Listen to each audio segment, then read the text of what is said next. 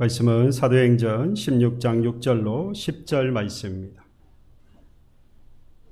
성령이 아시아에서 말씀을 전하지 못하게 하시거늘 그들이 부르기아와 갈라디아 땅으로 다녀가 무시아 앞에 이르러 비두니아로 가고자 애쓰되 예수의 영이 허락하지 아니하시는지라. 무시아를 지나 드로아로 내려갔는데 밤에 환상이 바울에게 보이니 마게도냐 사람 하나가 서서 그에게 청하여 이르되 마게도냐로 건너와서 우리를 도우라 하거늘 바울이 그 환상을 보았을 때 우리가 곧 마게도냐로 떠나기를 힘쓰니 이는 하나님이 저 사람들에게 복음을 전하라고 우리를 부르신 줄로 인정함이라. 아멘. 벌써 2년이 지났는데 2019년도에 우리나라 문화에 있어서 큰 이슈가 있었죠.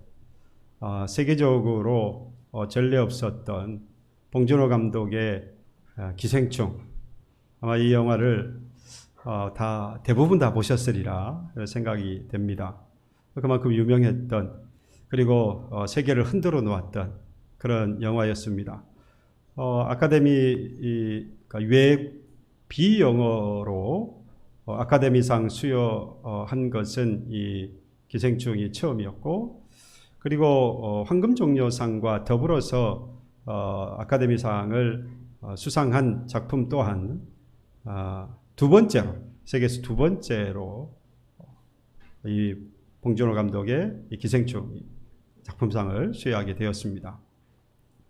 그 모습을 보면서 제가 그 기생충 영화를 제작하는데 전혀 도움드린 게 없음에도 불구하고 그 모습을 보면서 얼마나 자랑스럽든지, 그걸 제가 조금이라도 도움이 됐다면 더 자랑스러웠을 텐데 아무런 그런 것도 없음에도 불구하고 얼마나 자랑스러웠던지 모릅니다. 아마 여러분들도 그런 감정이 있었으리라 생각이 됩니다. 사실 이전에 우리나라가 이 K-팝이나 지금은 또 K-댄스 이래가지고 K자를 붙여가지고 문화예술 부분에 있어서 정말 장족의 발전을 이루었고 또 세계에서 인정을 받는 그러한 나라가 되었습니다. 이전에 보면 이 스포츠계에서 우리나라를 많이 알렸죠. 올림픽이라든지 세계대회를 통해서 아주 우수한 그러한 특별한 선수들이 나가서 메달을 따면서 우리나라의 위상을 높여 놓았던 것을 우리가 기억합니다. 근데 사실 이 스포츠계에서는 예전에 이 엘리트 교육 시스템이라 그래가지고 특별한 이 선수들만 뽑아가지고 훈련을 특별히 시켜서, 그래서 태능 선수촌이라든지 이런 데서 특별히 시켜가지고 메달을 따는 그런 시스템이었기 때문에 좀 반대가 많았죠.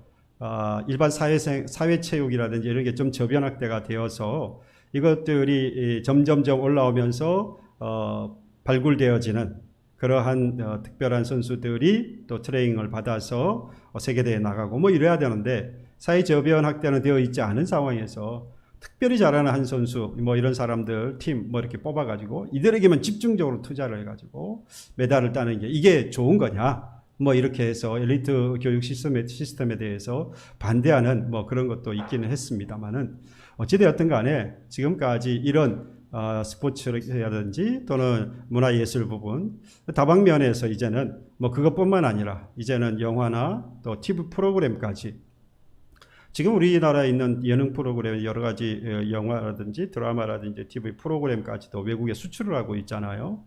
정말로 많은 사람들이 특별하게 보고 있다는 것이고, 또 우리나라에 대해서 많은 호감을 가졌고, 그리고 위상이 그만큼 우리가 높아졌다. 그래서 어디 가면 이제는 우리가 한국 사람이다, 대한민국 사람이다라고 말할 때 어디 있느냐 이렇게 말하는 사람은 없죠. 이제 어딜 가도 한국 그러면 이제 K-팝 이렇게 나와서 좀 그렇긴 합니다만, 어쨌든 우리나라의 위상이 높아진 것에 대해서 참 짧은 시간 내에, 전후 이후에 짧은 시간 내에 이와 같은 일을 이루었다라고 하는 것에 대한 자부심, 또 이 모든 일에 하나님이 함께 하셨다는 믿음이 있는 우리에게는 그야말로 하나님께 영광을 돌리게 되어집니다. 제가 이 봉준호 감독의 기생충에 대해서 제가 잠깐 이 말씀을 드리려고 합니다. 아마 여러분들이 기생충 그러면 가장 먼저 생각나는 대사가 있을 거예요. 그죠? 예. 이 가난한 이 가정의 장남이었던 이 기우가 친구가 연결해준 이 고액 과외, 여기에 이제 들어가려고 그걸 맡으려고 졸업장을 위조를 하죠. 그래서 이걸 가지고 가려고 할 때 그의 아버지였던 기택이 장남 기우에게 이야기합니다. 아들아, 너는 계획이 다 있구나. 여러분들 많이 회자가 되어서 잘 알고 있는 대사라고 생각이 되는데, 그리고 나서 얼마 지지 않아서 물난리가 집에 났어요. 저지대에 살았고 게다가 반지하에 살았기 때문에 그 물이 그냥 차가지고 전부 다 체육관에 이제 가서 자게 되었습니다. 많은 사람들이 이 체육관에 와서 잠을 자고 있는데 옆에 이제 아들 기우와 아버지 기택이 같이 잠을 자면서 이 아버지가 그 이야기를 합니다. 아들아, 절대 실패하지 않는 계획이 뭔지 아냐? 무계획이야, 무계획. 계획을 세우지 않는다는 거죠. 계획을 하면 반드시 계획대로 이루어지지 않는 게 인생이거든. 이 많은 사람들이 오늘 이 떼거지로 체육관에서 잔다. 그렇게 자자고 처음부터 계획을 했겠느냐? 계획을 세우지 않았음에도 불구하고 이 사람들이 지금 체육관 바닥에, 마룻바닥에 모여서 거기서 분명히 그렇게 이야기했습니다. 제가 이야기한 건 아니고 자고 있지 않느냐. 계획이 없으니까 뭐가 잘못된 일도 없고 또 애초부터 아무 계획이 없으니까 뭐가 터져도 상관이 없는 거야. 사람을 죽이든 나라가 망하든 또 누가 나라를 팔아먹든 아무런 상관이 없다 이 말이지. 지금까지 살면서 계획대로 안 됐던 그런 가난하게 살 수밖에 없는 이 한 가정의 아버지의 변명처럼 들립니다. 분명히. 그렇죠? 정말 모든 것을 다 포기한 사람의 마지막 변명 같은 그런 이야기로 들립니다. 반면에 고액과외를 아들에게 시키는 박사장이 거기 등장을 하죠. IT 기업의 CEO로서 지금까지 계획을 잘 세웠고 그 계획한 것들을 잘 진행시켜서 아주 부자가 된 이 박사장이 등장을 합니다. 사람은 한치의 오차도 없이 계획을 세웠고 계획한 대로 일을 진행해 왔습니다. 심지어 그 마지막 거의 말미에 나오고 있는 아들의 생일잔치, 생일 파티를 봐도 그렇습니다. 박사장과 이제 운전사로 몰래 들어오게 된, 거짓으로 몰래 들어오게 된, 작전을 짜서 들어오게 된 그 기택, 가난한 집 그 아버지였던 기택이 인디안 모자와 이렇게 옷을 입고서 아들의 생일 파티에 깜짝 파티를 이제 준비를 하고 있었죠.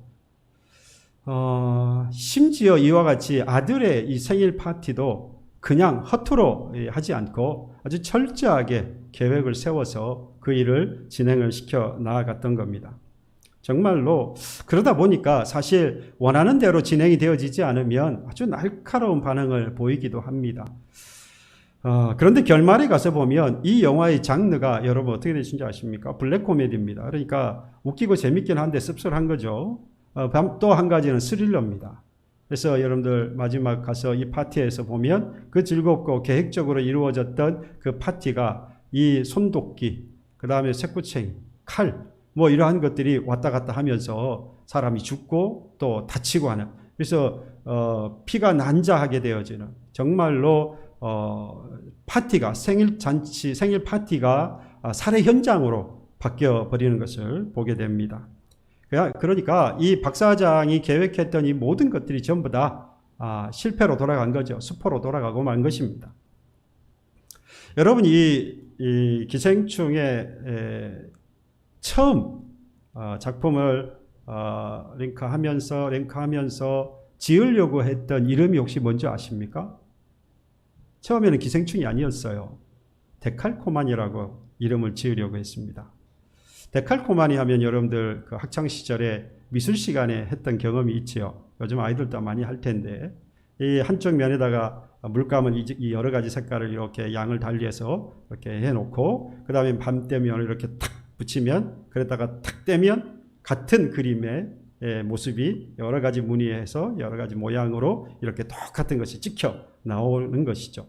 그걸 보고 이제 데칼코마니라고 하는데 사실 이건 프랑스어입니다. 그래서 전사하다, 죽는 거 말고요. 전쟁에서 죽는 거 말고요. 전사 투영해서 이렇게 나오도록 만드는 거. 그래서 독이라든지 유리에다가 종이에다 그림을 그려서 이 독이나 유리에다가 이렇게 탁 붙이는 겁니다. 그러면 이 붙여서 이 그림이 그대로 독이나 유리에 찍혀 나오도록 하는 걸 보고 데칼코마니라고 불렀던 거예요. 이게 이제 내려오면서 미술 시간에 이게 적용이 되어서 회화의 한 방법으로 자리를 잡게 된 것이죠.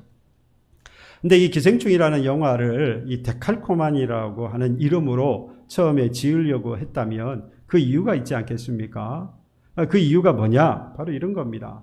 계획을 세우지 않았던 이 계획을 세울 필요가 없다. 계획에 실패하지 않으려면 무계획이다. 또 계획을 세우지 않아야 실패하지 않을 뿐만 아니라 계획을 세우지 않으면 일어나고 있는 모든 일들이 나하고 아무런 상관이 없다라고 해서 무계획에 대해서 이야기했던 이 아버지 기택과 그의 가정, 이것과 철저하게 계산을 하고 계획을 세우고 그 일을 진행시켜 갔던 이 박사장과 그의 가정, 이 두 가정을 보면 분명히 한쪽은 계획이 없는 것이고 한쪽은 완벽한 계획을 세우며 살아가는 것인데 그에 가는 결말에 가서 보니까 어떻게 되어집니까? 다를 바가 하나도 없더라는 거죠.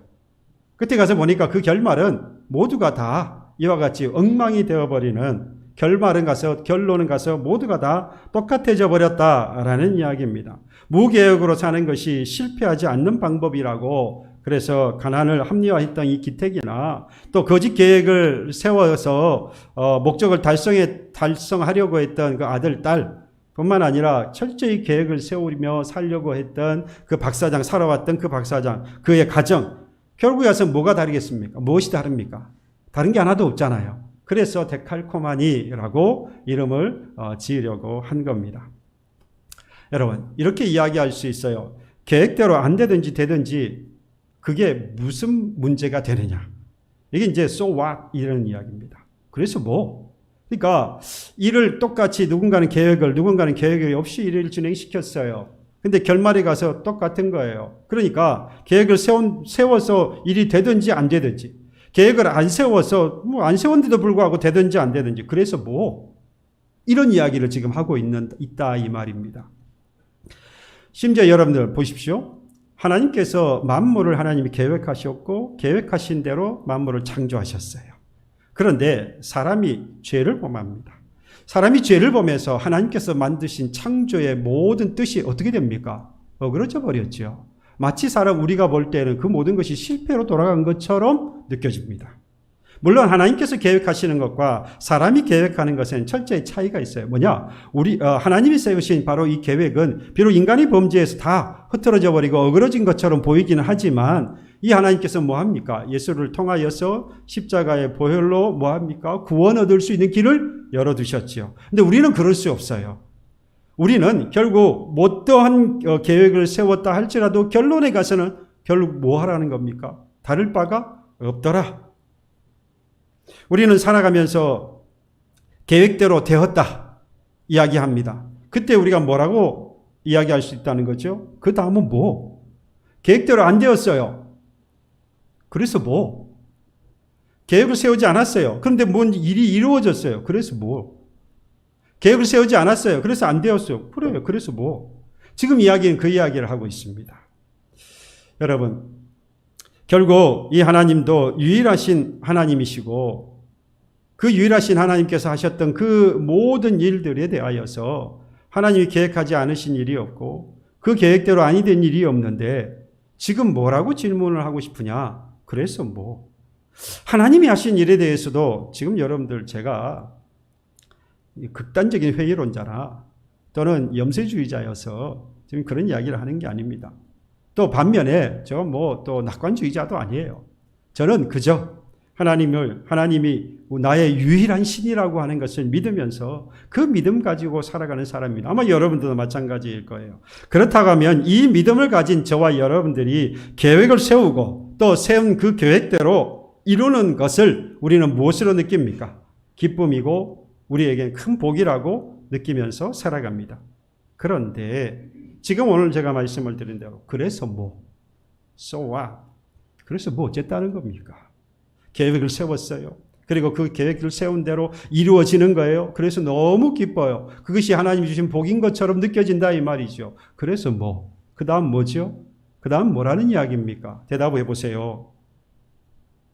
그 이후에 대답이 아무것도 없어요. 여러분, 계획한 대로 되고 또 계획한 대로 안 되고, 계획하지 않았는데 뭔가 되고 계획하지 않았으니까 안 되고, 어느 쪽이 되었든 간에 이건 우리의 신앙과 아무런 관계가 없다는 이야기입니다. 여러분, 우리는 하나님께 기도합니다. 그리고 원하는 일을 계획하고 이루기 위해서 열심히 기도해요. 성령의 도우심을 구합니다. 그런데 누군가는 계획대로 되고 누군가는 계획대로 안 돼요. 그렇죠? 누군가의 비교가 아니라 자신만 봐도 그래요. 언젠가는 그 일이 되기도 하는데 언젠가는 또 그 일이 안 되기도 해요. 여러분, 그럴 때 우리는 뭐라고 이야기하느냐? 되면 신앙생활 잘한다고 이야기합니다. 기도를 해서 그렇다고 그러고 또 성령이 이 일을 도우셨다라고 이야기해요. 그래서 잘한 선택으로, 그래서 좋은 신앙이라고 이야기하는데, 만약에 그게 되어지지 않으면 뭐라고 이야기하냐? 너 하나님 뜻을 잘 몰랐다. 기도하지 않아서 그렇다. 또 성령의 감동 없이 네가 원하는 대로 한 것이 아니냐. 신앙생활을 똑바로 하지 않았기 때문에 그런 것이다. 아니면 하나님의 때가 아니니 좀 더 기다려라. 뭐 이런 식으로 이야기를 하고 넘어가게 되어 있어요. 대체로 이게 답이라고 생각을 한다 이 말이지요. 그런데 이건 꼭 틀린 답도 아니고 맞는 답도 아닙니다. 왜냐? 항상 그래야 정답이잖아요. 조건이나 여건 관계없이, 상황의 변화에 관계없이 항상 옳아야 그게 정답이고 진리인데, 상황에 따라 지금 달라지는 거예요. 신앙생활을 똑바로 하지 않았는데도 불구하고 일이 이루어져요. 신앙생활을 똑바로 했는데도 불구하고 일이 안 되는 거예요. 또 언젠가는 신앙생활을 하지 않았으니까, 똑바로 안 했으니까 안 되는 거예요. 또 신앙생활을 똑바로 했더니 잘 되는 거예요. 여러분, 이거는 결국 뭐라는 이야기입니까? 정답이 없다는 이야기예요. 이건 신앙생활을 못해서 그런 거야. 이건 신앙생활이 잘해서 그런 거야. 라고 딱 단정 지어서 답할 수 있는 게 아니라 이 말이에요. 그런 생각 해보셨죠? 여러분, 우리의 신앙은 우리가 세우는 계획과 아무런 상관이 없어요. 그러면 우리의 신앙은 과연 무엇과 관련이 있는 것이냐? 여러분, 오늘 본문은 우리의 인생이 아니라 우리의 신앙이, 우리는 신앙인이니까 우리의 신앙이 어떻게 돌아가는 것인가에 대해서 말씀을 하고 있습니다. 이 똑같은 말씀의 그 모습이 사도행전 20장과 21장 사도 바울이 3차 전도여행 마지막 예루살렘에 들어가는 모습을 통해서 다시 한번 우리가 볼 수 있습니다. 그래서 이 두 가지를 가지고 다 같이 말씀을 드리려고 합니다. 여러분 보십시오. 오늘 본문 26장의 사도행전 16장에 보면 이 사도 바울이 1차 전도여행을 마치고 예루살렘 15장에 먼저 예루살렘 총회에 참석을 합니다. 그가 복음을 이방 사람들에게 전해봤더니 성령이 임하는 거예요. 그래서 그들에게도 구원을 받는 겁니다. 그래서 예루살렘 총회에 참석하면서 이방인 사람들에게도 이와 같은 일들이 일어납니다. 성령이 오셔서 이들에게 구원의 은혜를 베푸시다 라고 이렇게 마치 이 선교사님들이 오셔서 선교 보고를 하듯이 예루살렘 총회에 보고를 했어요. 그랬더니 당시에 이 유대인으로서의 그리스도인 된 사람들, 이 사람들이 그에 대해서 잘 받아들이려고 하지 않아요. 이 기득권자들의 어떤 하나의 횡포라고 할 수 있어요. 그들도 성령이 임해서 구원받았다 그러면 나타난 사실이니 바울의 보고를 듣고 하나님께 감사하다. 우리는 그거 쉽게 그렇게 생각하는데 이들은 그걸 받아들이지 못하여서 조건을 답니다. 아니 이후에 이제 이 할례를 받아야 한다.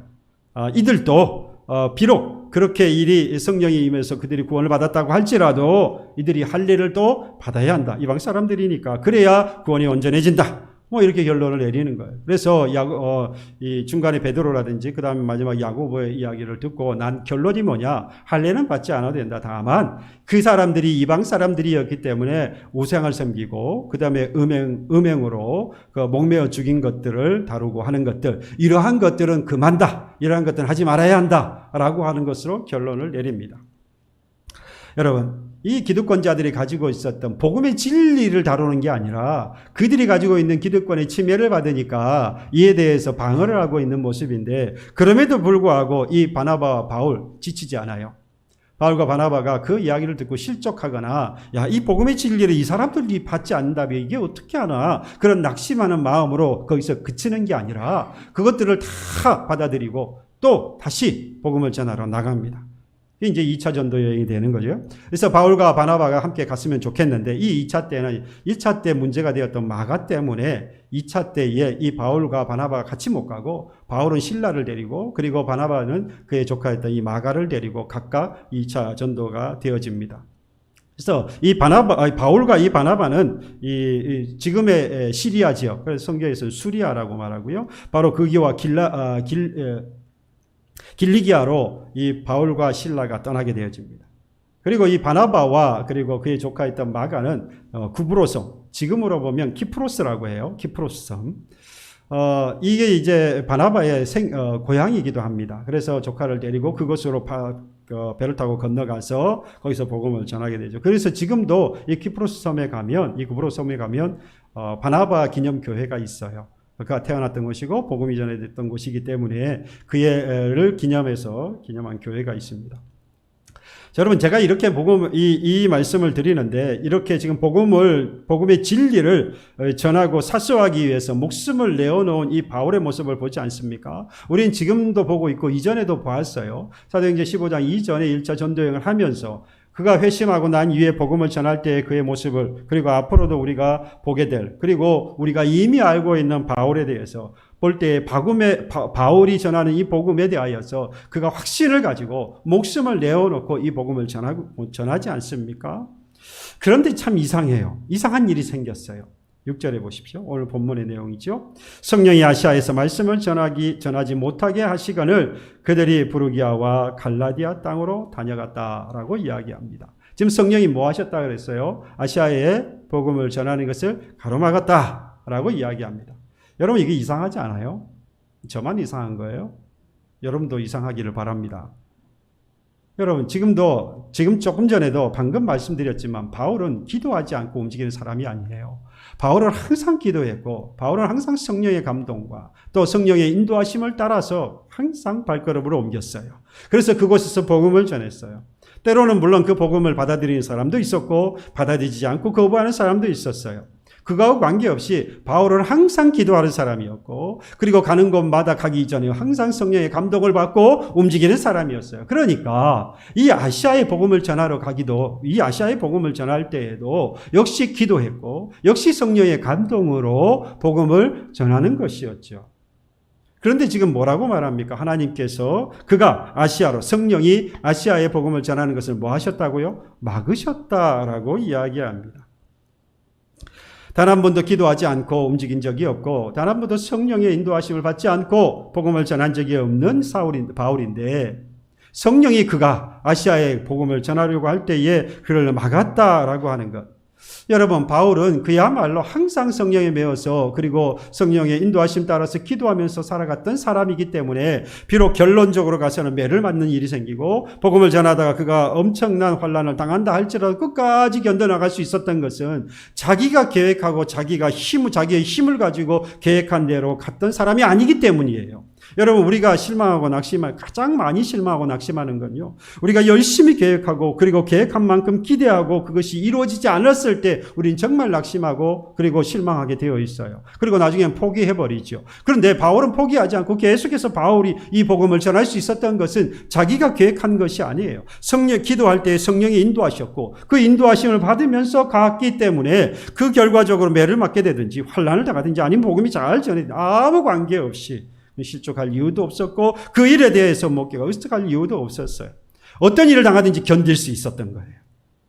그런데 그러한 바울인데 또 7절에 가서 보십시오. 무시아 앞에 이르러 비두니아로 가고자 애쓰되 예수의 영이 허락하지 아니었다. 똑같이 또 이야기해요. 예수의 영 누굽니까? 성령께서, 하나님의 영이 그를 가로막았다라고 말씀합니다. 무시아 앞에 도착한 이 바울, 비두니아를 가로막았습니다만 성령께서 또 막고 있어요.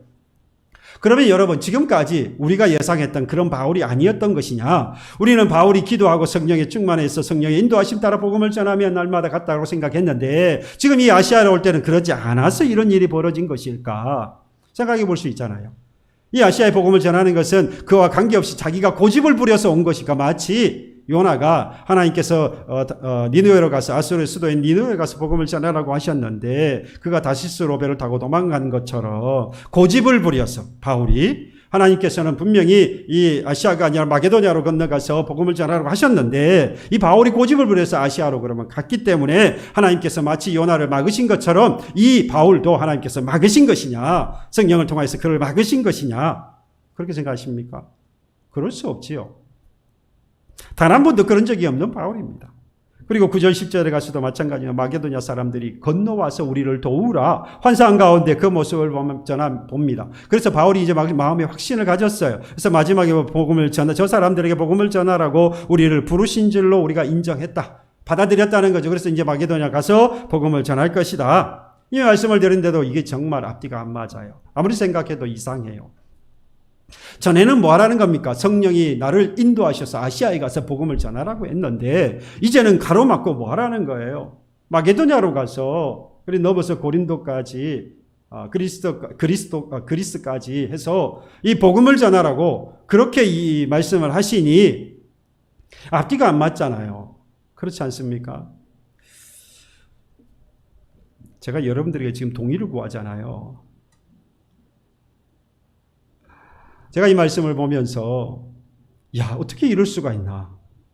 한 성령께서 어떻게 이전에는 아시아로 가서 복음을 전하라고 하시는데 그래서 거기에 복음을 전하라고 했는데 이제는 그것을 막으시고 마게도냐로 가라고 하시느냐. 도대체 이게 어떻게 된 일이냐.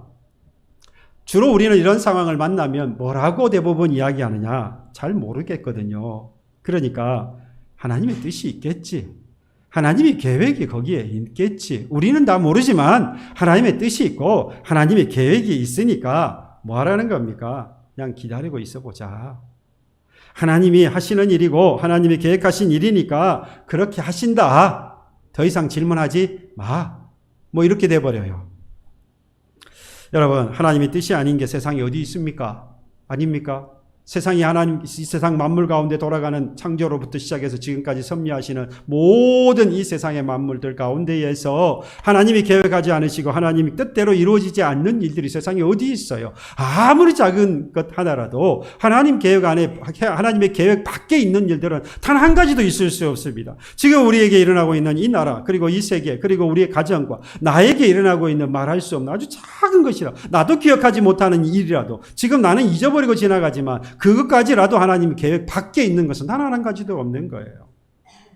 그런데 하나님의 뜻이라고 하고 넘어간다는 게 이게 좀 문제가 있어 봅니다. 이런 식으로 대충 넘어가야 할 문제가 아니라는 거예요. 그에 대한 대답을 제가 이 사도행전 20장과 21장의 모습을 또 보면서 다시 한번 말씀을 드려볼게요. 이제 사도행전 20장, 21장에 가면 바울이 밀레도를 떠나서 고스로 가서 이후에 로도와 그리고 바다라에 이르게 되어집니다. 그리고 수리아로 다시 행선해서 두로에 상륙을 합니다. 그리고 제자들을 찾아서 7일 동안 함께 지내는 모습이 기록이 되어 있어요. 그리고 다시 돌레마이와 가이사라에 이르게 되어지는데 여기서 이제 예루살렘으로 다시 들어가게 됩니다. 예루살렘으로 들어가는 것으로 이제 3차 전도 여행을 마치게 되어지거든요. 이 예루살렘으로 들어갈 때에 이 문제가 생겼어요. 무슨 문제냐? 이 바울이 예루살렘에 들어가려고 한 것은 당연히 그곳에 유대인들이 있고 그래서 그들에게 복음을 전하는 것이죠. 그리고 그동안 이 복음을 전하면서 받았던 헌금, 연보죠. 그 헌금을 가지고 어려움 당하고 있는 예루살렘 교회를 돕고자 하는 마음도 있었습니다. 근데 우리가 아는 것처럼 바울은 이방 지역을 다니면서 복음을 전할 때도 이미 뭐 했습니까? 바리새인과 그를 추종했던 유대인들이 따라다니면서 그 복음을 전하는 것을 회방을 했고 심지어 기회만 있으면 죽이려고 했어요. 그런데 이 바리새인과 이 유대인들의 본거지가 어디입니까? 예루살렘이잖아요. 근데 그 예루살렘으로 지금 바울이 뭐 하려고 하죠? 들어가겠다는 거예요. 이 들어가겠다고 하는 것은 결국 뭐 하겠다는 이야기가 같습니까? 나는 죽으러 가겠다라는 말과 똑같은 말씀입니다. 20장에 바울이 에베소 장로들을 불러드립니다. 그리고 이 에베소 장로들에게 말씀을 전해요. 그리고 복음을 위해서 살라고 당부를 하고 또 몇 가지 당부를 이렇게 하는 모습이 기록되어 있는데 이게 이제 예루살렘으로 들어가기 이전에 하는 모습입니다. 그리고 나서 이 바울이 하는 이야기가 이래요. 사도행전 20장 22절 말씀입니다. 보십시오. 보라, 이제는 나는 성령에 매여 예루살렘으로 가는데 거기서 무슨 일을 당할지 알지 못한다. 내가 예루살렘으로 가려고 하는 것은 무엇에 매여서? 성령에 매여서. 내가 하나님 앞에 기도했는데 성령께서 내가 깨달음을 주셨다. 그리고 나로 하여금 예루살렘으로 들어가라 하시니 나는 지금 뭐 할 것이다? 예루살렘으로 들어갈 것이다. 그 예루살렘에 들어가면 내가 무슨 일을 당할지 모른다. 무슨 일을 당할지 모른다는 것은 내가 모른다는, 지적으로 모른다는 이야기가 아니라 어떤 어려움을 당할지 모른다는 이야기예요. 당연히 그곳에 가면 환난이 있고 핍박이 있고 심지어 죽을지도 모른다는 사실을 바울은 너무 잘 알고 있어요. 그래서 이후에 보면 이 20장 22절 이하에 보면 이런 말씀이 나옵니다. 성령이 그러시는데 말이야, 예루살렘에 들어가면 결박을 당하고 환난을 당한다고 했다. 하지만 내가 가야 할 길이 무엇인 줄 알고 내가 받은 사명이 무엇인지, 하나님께 내가 은혜로 받은 사명이기 때문에 내가 이것을 감당하기 위해서는, 이걸 다 마치기 위해서는 내 생명도 아깝지 않다 라고 고백하면서 예루살렘으로 들어가려고 한 겁니다. 아무것도 모르고 그냥 천방지축 예루살렘으로 들어가려고 하는 바울이 아니에요. 이미 기도했고 성령에 매여서 인도하심에 따라서 결국 결박을 당하고 환난을 당하고 그리고 죽을지도 모르지만 예루살렘으로 들어가려고 하는 겁니다. 정말 대단한 바울이죠. 주위에 있는 사람들이 슬퍼했어요. 25절과 37절에 가서 보면 이제는 여러분이 다 내 얼굴을 다시 보지 못할 줄 알아라. 내가 이제 예루살렘 들어가면 다시 너희들과 내가 볼 수 없다. 그리고 37절에 말했습니다. 다 같이 크게 울었다 그랬어요. 다시 만나지 못할 걸 알고 작별 인사를 하면서 그의 얼굴을 다시 못 볼 것을 알고 근심하면서 보내드렸다. 예루살렘에 들어가면 죽을 줄 아는 바울입니다. 그런데도 성령은 예루살렘으로 들어가게 하신 거예요. 여기까지 문제가 없어요. 성령이 매여서 기도한 대로 하나님께서 바울을 인도하셨으니 바울이 순종해서 예루살렘으로 들어가게 된다. 그런데 문제는 21장 4절입니다. 21장 4절에 와서 20장에서 그걸 끝나고 20장에 21장으로 넘어와 보면 제자들이 바울을 찾아와요. 그리고 예루살렘에 들어가는 것을 막습니다. 어떻게 막느냐? 성령의 감동으로라고 이야기해요. 제자들이 그냥 예루살렘 들어가면 바울 당신은 죽습니다. 큰 고난을 당합니다. 그러니까 들어가면 안 됩니다. 라고 제자들이 생각하고 말한 것이 아니에요. 성경이 뭐라고 했냐? 이 21장 4절에 성령의 감동으로 제자들이 바울이 예루살렘에 들어가는 것을 막았다라고 이야기해요. 제가 이렇게 말씀을 드리니까 벌써 좀 이상하죠. 이제 이렇게 말씀을 드리니까 이상하지 않아요? 바울도 제자들도 다 지금 누구의 인도를 받는 겁니까? 기도했고 그리고 성령의 인도를 받는 거예요. 그런데 한 사람은 뭐하고 예루살렘에 들어가야 한다고 성령의 감동을 받고 성령에 매여서 기도하는 가운데에 응답을 받고 예루살렘으로 들어가야 한다고, 또 한쪽에서는 성령의 감동으로 예루살렘에 들어가면 안 된다라고 이야기하는 거예요. 아니 성령은 두 분도 아니고 또 성령이 사람들에게 따라서 헷갈리도록 이랬다 저랬다 하는 분도 아니지 않습니까? 그런데도 불구하고 오늘 본문 26장과 사도행전 20장, 21장에서 각각 바울이 기도하는 사람이었음에도 불구하고 기도한 주에 성령의 인도하심을 따라서 아시아에 복음을 전하려고 한 거였는데 하나님께서 성령을 또 왜 막으시고 마게도냐로 가라고 이야기하시고 또 이제 성령에 매여서 기도하는 가운데에 인도함 받고 예루살렘에 들어가려고 했더니 성령의 또 감동을 받은 제자들이 와서 예루살렘에 들어가면 안 됩니다라고 이야기하고, 여러분 도대체 이게 무슨 일입니까? 이건 여러분 우리의 신앙이 무엇이고 우리의 신앙이 어떻게 돌아가는 것인가를 보여주는 장면입니다. 신앙은 바울이나 제자들 그리고 성령의 감동을 받은 사람들처럼 기도하며 가는 길이 바로 신앙이죠. 맞습니다. 그런데 하나님이 원하시는 것이 뭐냐? 성령의 감동을 기도하면서 성령의 감동을 받고 하나님이 원하시는 길로 가는 것이 신앙 맞아요. 그러면 그 길 가는 과정 가운데에 하나님이 원하시는 게 있어요. 그런데 우리는 자꾸 뭘 신앙이라고 생각하느냐? 예루살렘으로 들어가느냐 들어가지 마느냐, 또는 아시아의 복음을 전하느냐 또는 마게도냐의 복음을 전해야 하느냐. 우리의 신앙은 이것을 해야 하느냐 말아야 하느냐, 이곳으로 가야 하느냐 말아야 하느냐, 저곳으로 가야 되느냐 이곳으로 가야 하느냐, 이 일을 해야 되느냐 말아야 하느냐, 이사를 이곳으로 가야 하느냐 저곳으로 가느냐, 이곳 이사를 해야 되느냐 말아야 되느냐. 정말 신앙생활하기 어려워요.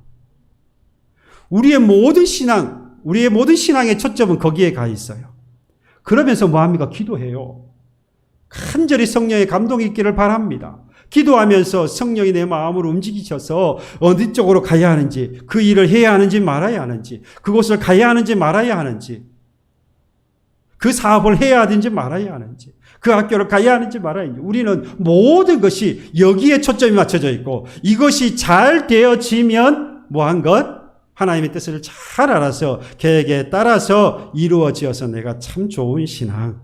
그런데 그게 안 되어지면 뭐한 거죠? 잘못 하나님의 뜻을 알아서 잘못 선택한 것이고 결론은 그 신앙이 잘못된 신앙. 이렇게 되어지고 마는 거죠. 그런데 여러분, 하나님은 어디에 초점을 두고 계시느냐? 마게도냐, 아시아 관계가 없어요. 하나님은 예루살렘으로 바울이 들어가느냐 들어가지 않느냐 관계가 없어요. 그러니까 누군가에게는 가야 된다, 가지 말아야 된다라고 이야기하고, 또 누군가에게는 아시아로, 이번에는 아시아로, 아니 이번엔 마게도냐로. 이게 아무 문제가 되지 않는다는 이야기예요. 성령이 왜 이랬다 저랬다가 아니라 이래도 저래도 아무 관계가 없다는 거죠. 우리의 신앙은 어느 곳을 가느냐, 이곳이냐 저곳이냐, 이걸 해야 되느냐 말아야 되느냐, 우리는 이걸 신앙이라 생각해서 너무 어렵게 신앙생활을 하는데, 하나님 말씀하시는 성도의 신앙은, 또는 신앙의 삶은, 또는 신앙생활은 그게 아닌 거예요. 하나님은 우리가 생각하고 있는 이렇게 중요하다고 생각했던 것들, 여러분 아까도 말씀을 드렸지만 그래서 뭐예요? So what? 여러분 아시아로 또는 마게도냐로 들어갔어요. 그래서 됐어요. 또는 안 됐어요. 그래서 뭐예요? 예루살렘으로 들어갔어요. 그래서 됐어요. 안 됐어요. 예루살렘 안 갔어요. 그래서 안 됐어요. 또는 뭐 일이 일어났어요. 그래서 뭐예요? 우리는 자꾸만 그곳으로 들어가지 않아서 생긴 일들 가지고 우리의 신앙이다, 신앙이 아니다, 잘 됐다, 못 되었다, 좋은 신앙이다, 아니다. 우리는 자꾸만 그 생각을 한다는 거예요. 그걸 우리는 신앙이라고 믿는다는 겁니다. 그런데 여러분, 하나님은 그걸 신앙이라고 말씀하지 않아요. 평생 우리는 예수를 믿고 한순간도 인생의 짐을 내려놓지 못하고 그 인생의 짐을 지고 우리는 살아가고 있지 않습니까? 세상을 살아가는 사람들은 자기가 원하는 대로 살아가요. 그러면서 그 가운데에서 기쁨도 누리고 또 그 가운데서 즐거움도 누리면서 만족도 해가면서 살아가는데, 예수 믿는 사람들은 그 사람들보다 더 인생의 짐을 다 내려놓고 살아가니까, 신앙이 그래야 되니까요. 그렇죠? 인생의 모든 짐을 십자가 앞에 다 내려놓고 살아가니까, 심지어 우리의 죄까지도 다 하나님 앞에 내려놓고 용서함 받고 살아갈 수 있으니까 우리가 더 즐겁고 더 기쁘고 더 행복하고 더 만족을 누리면서 살아가야 하는데, 우리는 그 사람들도 못하게 살아가요. 우리는 더 힘들고 괴로운 거예요. 신앙생활하는 사람들이 왜 이렇게 힘들게 사는지 몰라요. 경제적으로 어렵고 육체적으로 어렵고 질병이 있어서 또 돈이 없어서 뭐 이런 것들 때문에가 아니라 인생 자체가 왜 그렇게 힘든지 몰라요. 신앙생활하는 게 힘들어요. 아무리 봐도 힘들어 보여요. 제가 왜 이분들이 이렇게 신앙생활이 힘든가 봤더니 이걸 가지고 신앙생활하니까 그렇더라는 거예요. 내가 이 일을 하면 결론적으로 이 일이 되어질 건데 그러면 이것이 좋은 신앙이냐 아니냐. 그러니까 처음 시작할 때부터 뭐부터 시작해야 되는 거예요? 결과에 대해서 끊임없이 고민하면서 한 발 한 발 조심조심히 신앙생활하는 것 중요하고 그래야 합니다. 그런데 결과가 어떻게 될까를 신앙이라고 생각하고 오늘 하루하루 결정하고 그리고 결론 내리며 살아가니 얼마나 그 일이 힘듭니까? 하나님은 아쉽게도 그걸 보시는, 하나님은 너무나도 감사하게도 그걸 보시는 하나님이 아닌 거예요. 하나님이 보시는 것은, 중요한 것은, 하나님이 보시는 것은 바로 지금 가야 한다는 믿음이 있느냐. 그리고 그 믿음이 있으면 그 믿음을 지금 따라가고 있느냐. 뭘 이야기하죠? 과정을 이야기하고 있어요. 하나님이 내게 믿음 주셨다는 확신이 있습니까? 그 믿음을 가지고 있느냐라고 묻는 것이고요. 그리고 그 믿음을 지금 따라가 살고 있느냐. 믿음을 따라가 사는 걸 보고 우리 뭐라고 말합니까? 순종이라고 하지요. 하나님은 이걸 보고 계시는 거예요. 네가 예루살렘에 들어가느냐 마느냐. 그래서 그 일이 뭐 이루어지면 그렇고 이루어지지 않으면 뭐. 우리에게는 그 이유의 의미가 아무런 의미가 없어요. 우리는 그걸 보고 살아가는 사람이 아니라는 겁니다. 우리가 보고 살아가야 하는 우리의 신앙은 지금 하나님께서 말씀하고 있는 것을 가지고 믿음으로 받아들였느냐. 그러니까 지금 마게도냐로 가는 것을 지금 믿음으로 받아들였다면 그 믿음, 그리고 그 믿음을 가지고 따라가는 것, 순종하는 것, 이게 지금 신앙이라고 하는 거죠. 아시아로 가서 말씀을 전하는 믿음 주셨어요. 그래서 그 아시아로 가려고 했어요. 순종하려고 했어요. 하나님은 그걸 보신다 이거예요. 근데 우리는 자꾸 뭘 봐요? 예루살렘으로 들어가느냐 안 들어가느냐, 마게도냐로 가야 되느냐 말아야 되느냐, 아시아로 가는 것이 맞느냐 안 맞느냐. 그러니 신앙생활하는 게 힘들지. 힘들 수밖에 없어요. 그건 누구도 이겨낼 재간이 없습니다. 여러분, 우리 지금 코로나로 여러 달, 거의 2년, 1년 6개월, 1년 7개월, 재작년 12월부터라고 생각한다면 더 그렇고, 작년 2월부터라고 생각하더라도 1년 6개월의 시간, 1년 8개월, 정말 긴 시간 동안 이 코로나를 지금 우리가 만나면서 어려움을 당하고 있지 않습니까? 그러면 우리는 기도해요. 하나님, 이 코로나가 빨리 끝나기를, 당연히 끝나기를 기도하지요. 그런데 이 코로나 시대에 저와 여러분들 무슨 생각을 하고 있습니까? 저는 이 코로나 시대를 맞아서 크게 두 가지를 생각하고 있어요. 하나는 정말로 우리가 하나님 앞에 예배하고 있는 것이, 그동안 우리가 하나님께 모여서 예배하고 있는 것이 진정으로 하나님 받으시는 예배가 맞았는가? 그래서 우리가 함께 모여서 예배하지 못하는 그런 상황을 우리가 이 코로나 시대에 맞으면서 다시 한번 돌아보게 되는 것이죠. 하나님께서 이걸 막으시는 것이냐? 우리가 함께 모여서 이 예배하는 것이 마땅하고 그렇게 해야 하는 것이고, 그래서 지금까지 그렇게 해온 것이 맞고, 그 믿음을 주셔서 그 믿음을 따라서 지금까지 해온 것이 해왔어요. 우리의 신앙이었던 거예요. 근데 이 코로나 시대를 맞으면서 하나님께서 그걸 막으셨어요. 그렇지요. 이제는 그러면 어떻게 되는 거지요? 우리의 신앙은 지금 이제 어떻게 된 겁니까? 실패한 건가요? 다 무너지고 만 건가요? 지금 하나님께서 이 모여서 예배하는 것을 하나님이 막으셨다라고 믿는다면, 지금 우리의 그 믿음을 가지고 우리는 그 믿음을 따라서 살아야 하는 거예요. 그렇죠. 그러면 우리는 흔들릴 이유가 있습니까? 없습니까? 원망하고 좌절할 이유가 있습니까? 없습니까? 우리가 우리 안에서 분열할 이유가 있습니까? 없습니까? 교회와 교회가 서로 부딪히면서 싸울 일이 있습니까? 없습니까? 세상은 뭐라고 안 하는 것 같은데 우리끼리 싸워요. 이게 맞다 안 맞다. 여러분, 우리는 이 한 가지를 기억해야 하고, 그리고 그 과정 가운데에서 하나님은 결국 우리를 뭘 본다는 겁니까? 지금 내가 준 믿음이 있느냐? 그리고 지금 그 믿음을 가지고 네가 살아가고 있느냐? 여러분, 이게 바로 우리의 신앙인 거예요.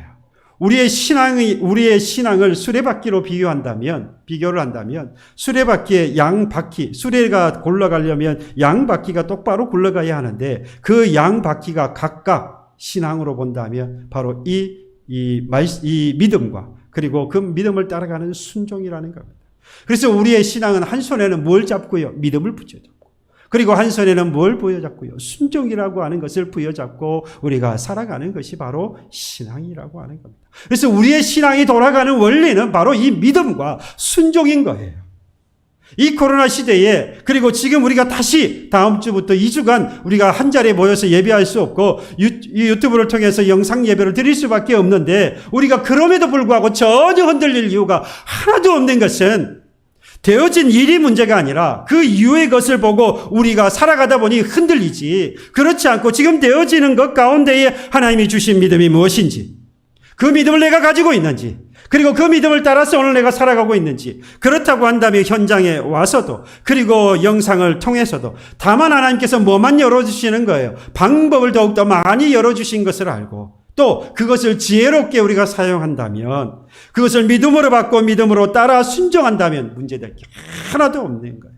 오히려 하나님 앞에 예배할 수 있는 방법이 늘어난 것이죠. 여러분, 그렇다고 해서 영상 예배를 드리는 것도, 현장에 와서 예배를 드리는 것도 뭐 다 괜찮대, 다 똑같네, 그건 아니에요. 하나님은 원칙이 있어요. 그렇잖아요. 공동체를 이루게 하신 이유가 있어요. 하나의 교회를 이루어서 함께 예배하게 하신 이유가 있어요. 거룩한 하나님의 몸을 이루라고, 온전한 예수 그리스도의 몸을 이루라고 우리로 하여금 이 하나의 공동체를 주셨기 때문에 함께 예배하는 것이 원리이고 원칙입니다. 근데 지금 상황이 바뀌어졌어요. 그래서 우리가 영상 예배를 할 수밖에 없어요. 그러면 예배 드릴 수 있는 다양한 방법이 늘어난 것이지, 그래도 된다가 아니에요. 그래도 괜찮다가 아니에요. 그래도 현장에서 예배 드린 것과 똑같다가 전혀 아니에요. 그건 다른 거예요. 방법이 늘어났을 뿐이에요. 바라기는 여러분, 어떠한 장소, 또 어떠한 환경, 그리고 이러한 것들이 변화되었다 할지라도 저와 여러분들의 신앙이 지금 하나님께서 내게 주신 믿음이 무엇인지 이걸 발견하고 붙잡고, 그리고 그 믿음을 가지고 따라 순종하는 삶이라고 한다면 우리는 인생의 모든 짐을 다 벗어버리고 그야말로 인생 가운데에 주시는 하나님이 주시는 그 기쁨과 그리고 즐거움과 만족을 누리며 살아가는 성도의 신앙, 우리의 삶이 될 줄로 믿습니다. 이 믿음과 이 순종의 삶을 가지고 우리의 신앙의 수레바퀴를 돌려가는 저와 여러분들이 되시기를 주님의 이름으로 축원합니다. 기도하겠습니다. 자비로우신 하나님 감사합니다. 우리에게 지금 살아갈 믿음을 주시고 또한 그 믿음을 따라가 순종하라 하시는 하나님의 뜻을 깨닫게 하심을 주여 믿고 감사를 드립니다. 우리 주님 다시 오시는 날까지 이 믿음 그리고 이 믿음에 따라 순종하는 삶을 살아 그 주님 앞에 온전히 서는 저희들 되도록 하나님 역사하여 주시옵소서. 코로나로 인하여서 여러 달 고통 가운데 있었사온데 이제 다시 또 모여서 예배할 수 없는 그러한 상황에 또 놓여 있는 이때에 주여 우리로 하여금 다시 한번 나의 지금 이 시간에 하나님께서 내게 주신 믿음이 무엇인지 발견하고 이 믿음을 따라 순종하여서 조금도 흔들림 없이 하나님 앞에 담대한 신앙으로 살아가는 저희들 되게 하여 주시옵소서. 감사드리옵고 예수 그리스도 이름으로 기도하옵나이다. 아멘. 그 신앙을 가지고 그 믿음을 가지고 오늘